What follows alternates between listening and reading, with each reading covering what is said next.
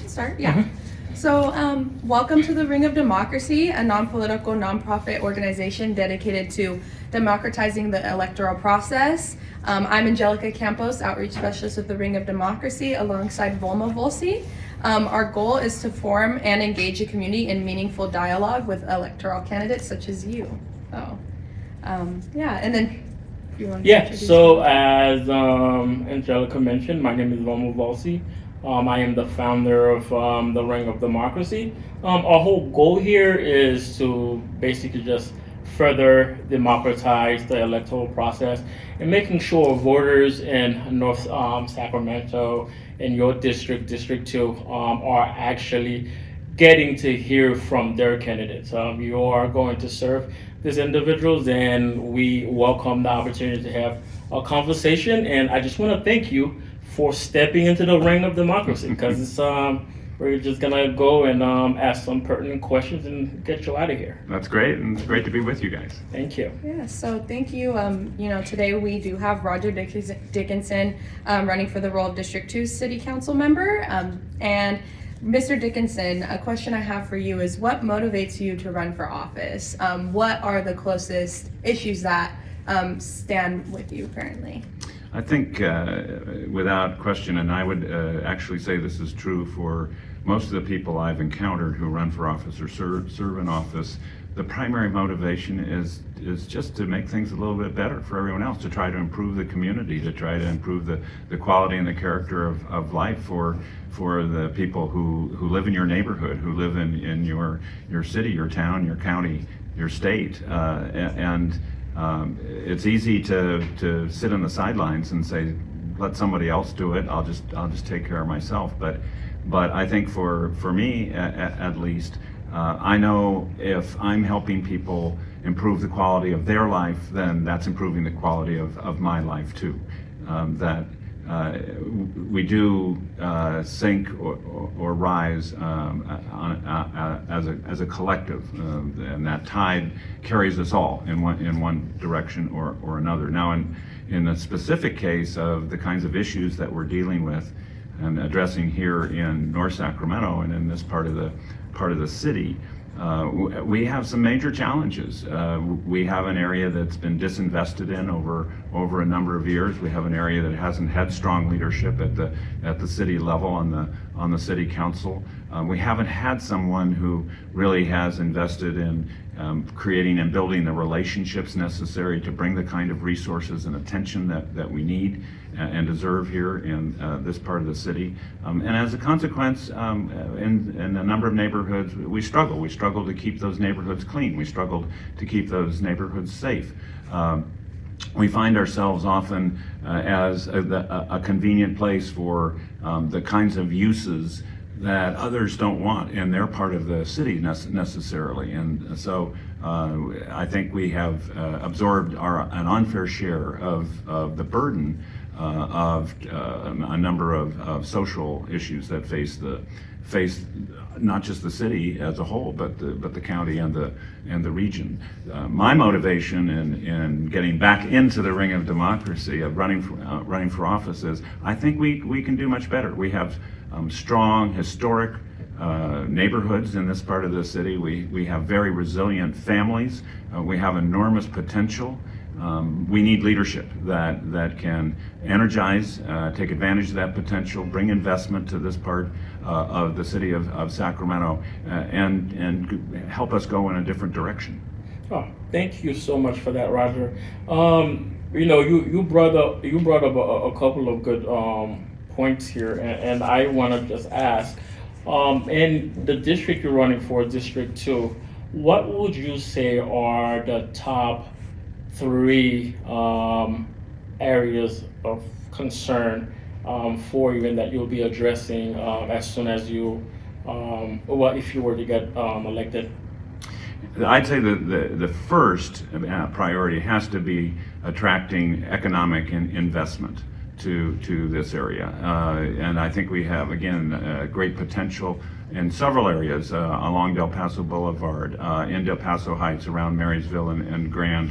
that intersection on Norwood. There are a number of places in Rolla where I think we can attract investment and start building the economic base of this part of the city. And when we do that, then we not only are able to serve people who live in the community, but we actually become a destination for people from other parts of the region that helps us bring attention and dollars into this area. That again then starts to build even more economic investment. I think that will help us build and strengthen our neighborhoods as well.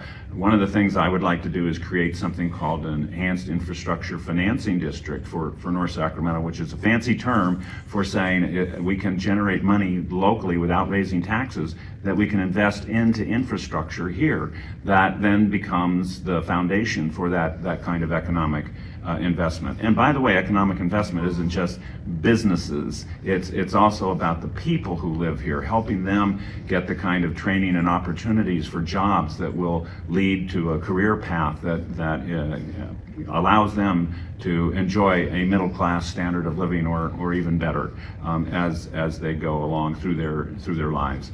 I'd say secondly, clearly, and this is not just an issue here in our part of the city, but it's an issue throughout the city and the county. It's addressing homelessness. And what we need to do, first and foremost, is we need to stem the tide of people who are becoming homeless. The person who advises the Board of Supervisors on homeless assistance programs, who's in charge of them for the county, told the Board of Supervisors not too long ago, for every person we're helping out of homelessness, 3.2 people are becoming homeless. Well, even if it's just 2 to 1, we're bailing water out of a sinking boat. So I think we ought to spend more of our resources on helping people at risk of losing their housing from being able to stay in their housing, be stabilized, not end up on the street. And frankly, that's a lot more effective, a lot less expensive than trying to help someone off the street once they're there. I think we have to have the ability to move people into more emergency shelter, get them addiction treatment, mental health treatment, because for those people who are living in camps and trailers, things of that kind, it's not good for them. It's not good for the community. It really doesn't help anybody. So we need to address that. And I'd say thirdly, for me, and something that's always been a priority, is investing in our young people. We need to develop both the belief and the reality that when you're young, if you dream of being something, that if you're willing to work hard, there are no barriers, there are no ceilings, that you can achieve that in your life, that all those doors are open to you. And so when I was on the Board of Supervisors, I chaired Sacramento First 5 for the first 10 years of existence, a program that invests in children 0 to 5 and their families. I created a coalition called Yes to Youth to help kids find alternatives to moving toward gangs or the criminal justice system. In the legislature, I carried legislation to help kids stay in school and not end up being expelled or suspended. So for me, youth investment is a huge priority as well. Thank you for that. Thank you, Roger. So yeah, you've touched on a couple of questions that we have for you. So one is, in your approach to reducing homelessness, how do you plan to involve and engage community organizations to ensure a comprehensive strategy? I think that's a great question, and it's an important question. When I was on the Board of Supervisors, then Mayor Heather Fargo and I led the effort to develop the 10-year plan to end chronic homelessness. And this was around, around 2007 or so, and that plan actually was working quite well until the Great Recession came along. But the part of the way we did that, and an important part of the way we did that was we convened faith leaders, community leaders, business leaders, brought them into and around the table, and worked with them to figure out what resources they could contribute, what kinds of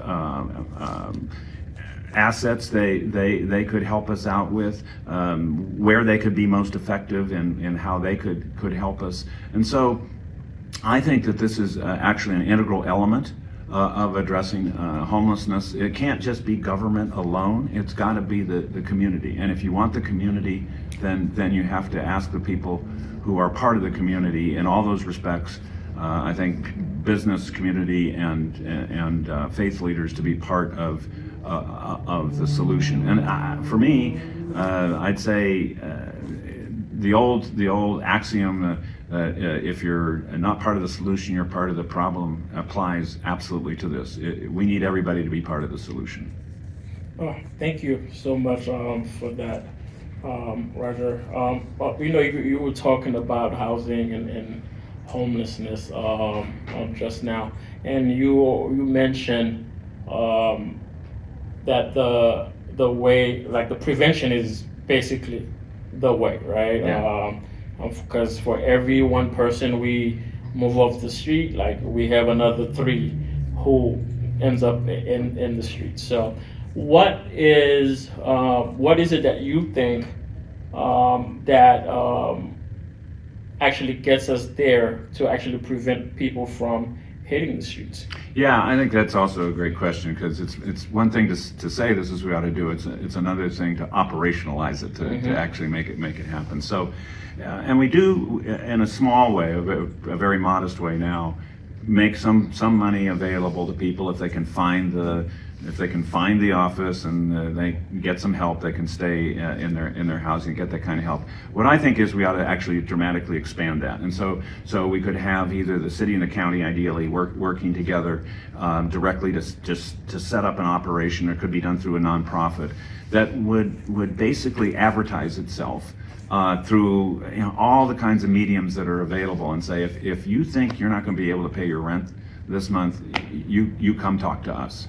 And so that you get the word out as widely as possible that there's a resource available that's readily available. And of course there has to be due diligence done, but the critical part of this is whether you do it as a storefront operation or you do it online through the internet. I mean, all these, there are different approaches, obviously, different ways to reach people.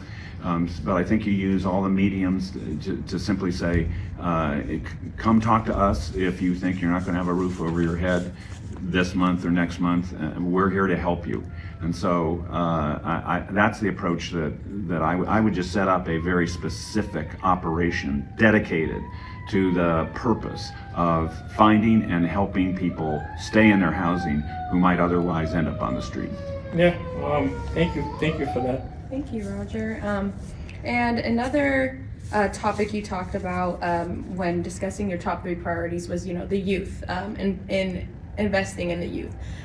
Being that you founded Yes to Youth and help establish Birth and Beyond, do you have any goals to implement more youth development initiatives? And if so, you can talk about those. Any plans? I think, yes, and I think we need to come back to a full range of the types of activities. So some of them are perhaps more contained or limited. For example, when I was on the Board of Supervisors, I worked with the Park District and the school district in North Highlands, and we established a Friday night arts and basketball program for teenagers. We had literally hundreds of kids that came because they didn't have something else to do on Friday night, or if they did, it wasn't very, very positive. And so they came and enjoyed this program. Interestingly enough, and I didn't actually expect this necessarily, but the rate of juvenile crime actually went down on Friday nights in North Highlands after the program started, which was very gratifying, obviously. So I think some things we need to do are as simple as opportunities. It's days in the park. It's having a program such as I just described it to go to. Others, I think, are more systemic. So when I was on the Board of Supervisors, I co-authored the establishment of a county youth commission, so that from each of the supervisorial districts we could have young people who could engage and have a seat, literally have a seat at the table. And I think that's important as a means of communicating to young people that what they think matters, that adults should and need to listen to them about what's important in their lives. I think that we need to look at also building on a Black Child Legacy program, which is, I think, been very successful, and it followed the Black Infant Health Program that was around when I was on the Board of Supervisors and in the State Assembly. But a more, again, systematic way of addressing the issues that concern young people, and so I think you go at it in a number of different ways. You know, the city now has some dedicated revenue that's going to go to youth investment, and we have the Youth Commission to help guide that. I think that's a great avenue if we take advantage of it, if we use it properly to help reach out to more and more young people and engage them and empower them. Oh, great. Thank you, Roger. You know, and we're just gonna go back and forth because homelessness just so happens to be like this huge thing, and you know that you're running for city council, you're going to have a pretty, you know, it's a pretty big deal that you're gonna have to deal with it, and you having been on the board of supervisor for the county, right? So I guess my question is, how do we get the county, the city, and all other stakeholders to actually work together to address the issue of homelessness, but the thing that plagues it the worst is mental health. Right? How do you envision you being the city council member addressing all of that together and making sure all the different agencies are supposed to work together or working together? Yeah, I think you have to be very intentional about it, and you have to be very, very dedicated to the goal of everybody working together, because always just with different people, with different governmental structures, there's always a certain amount of tension. Everybody's got their own ideas. But the way I think you succeed is by in good faith, bringing everybody to the table, having the kinds of conversations that you need to have to figure out what's the path that will work best to get the best results possible. How do we take, and this requires understanding what our common interests are as well. How do we take that understanding of common interests and then build what we do programmatically to address those interests in a way that takes advantage of the assets of the different units of government. So to boil that down just a little bit, the counties in California are responsible for the delivery of mental health services at the local level. It's not directly a city responsibility, but it means that we in the city who care so much about mental health, because it's so important, as you just said, that we're working closely with the county staff and with the county supervisors to make sure that we're addressing not just the resources we have to be employed as beneficially as possible, but that we're teaming up to also go to the state and federal level with what we need in the way of more resources or more assistance, that we're hand in hand in that respect as well. And so one of the things I would hope is, since I know the supervisors as well as I do, and since I know the county staff, they know me, having worked on these issues over the years, that can be a asset to bringing us together and doing those kinds of things that I was just describing. Oh, thank you, sir. Thank you very much. And to get back to, you talked about also public safety, that aspect as well. Regarding crime in North Sacramento, how do you plan to redefine safety beyond traditional approaches and foster a community where trust between law enforcement and residents exists? I think you just said the key word, it's trust. And in a number of areas, and this goes beyond law enforcement or policing, we need to build, in some cases not just rebuild, but build trust between members of the community and the institutions of government, whether it's the police, whether it's the planning department, the parks department, really across the spectrum with the elected officials. of the city. So with respect to policing in particular, I'm a big advocate of community-oriented policing. Again, when I was a supervisor was a time when we had 100,000 new officers authorized by the federal government through grants for community-oriented policing. We got those grants here in Sacramento. We adopted community-oriented policing both for the city police department and for the sheriff's department. That meant that we had officers who were in a position to get to know. They could get out of their cars, they could get on the streets, they could walk and talk to the business people, to the neighborhood folks, start to build that trust. They could be proactive as opposed to always being reactive. So I think we very much need to get back to that kind of approach. And what's really limited us in that respect is not having enough officers. We have about 50 to 75 positions in the police department that are vacant, so for officers. So we need to rebuild the force and fill those vacancies in order to allow us to have the capacity for the police to get out and take this community-oriented, or sometimes it's called problem-oriented policing, or pop officers. You may have heard that term, but to take that approach. Secondly, I think we need to calibrate the kind of response we have to public safety incidents that is appropriate to the circumstances. So we were just talking about mental health. I mean, if we have a mental health incident out on the street, we need people different than, or in addition to police officers responding to that, people who are trained in how to address those kinds of situations, to diffuse them, and so that everybody emerges hopefully safe out of that kind of situation. We often ask police to do things that they really aren't very well equipped for or trained for, and so we have outcomes that often aren't particularly desirable. By having the right type of response to different incidents, I think we can not only make better use of the police force and officers, but we can get better results. And then thirdly, I think we come back to investing in young people.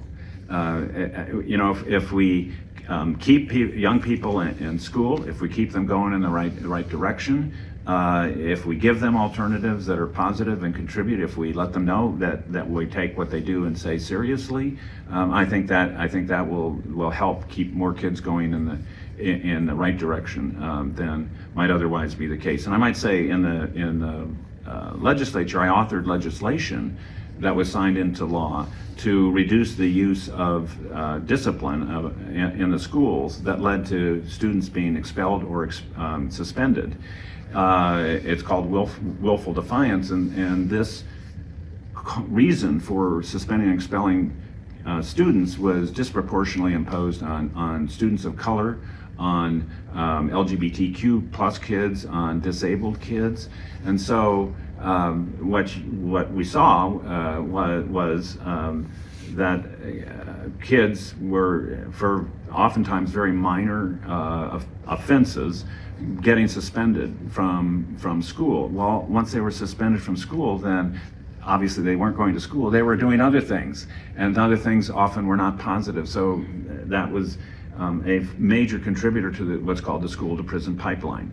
My legislation, which has been expanded upon subsequently after I left, has prevented that from continuing. It's stopped that practice. And so keeping kids in school, using approaches such as restorative justice rather than punishment, those are tools that help us reinforce the kinds of directions we want kids to go. There are a couple other things quickly that I would mention. One is I would bring back a community prosecutor. We had that in years past, and so not just pop officers or problem-oriented police officers, but a community prosecutor who focuses geographically on this area, because then you can start to get at some of the things that you would consider lesser offenses or lesser crimes, but it helps. There's something called the broken window theory, that if a rocket's thrown through a window and breaks the window, if you don't fix that window, it just gets worse and worse. It escalates. So if we can get back to a community prosecutor to addressing some of those more minor things at the outset, then we don't see that escalation. And finally, we used to have something called neighborhood accountability boards that operated. We had one here in North Sacramento. We had one in Hagenwood that was made up of community members. And so if there were youth offenders, it was usually for things like vandalism or small theft, things like that. But then instead of those kids going to juvenile hall, they would go to the neighborhood accountability board, and oftentimes the result would be some sort of restoration, maybe doing some work for the person, by the offender for the person who had been harmed, something that again was based on restorative justice.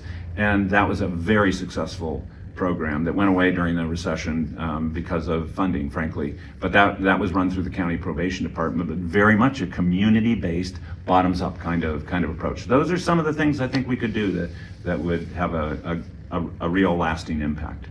Yeah, thank you so much for that. And we're gonna close, but before we do that, earlier we talked about prevention, like to homelessness, right? And you talked about the different programs that probably can be done to prevent that.